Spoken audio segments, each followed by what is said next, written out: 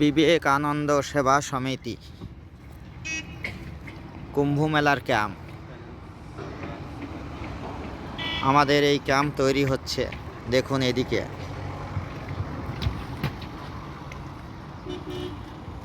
এইগুলো রুম তৈরি হচ্ছে।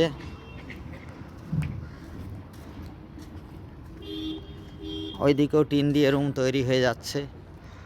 আর অল্প একটু কাজ বাকি রয়েছে, 10 দিনের মধ্যে কমপ্লিট হবে। 1 ট্রাক বাঁশ আনা হয়েছে।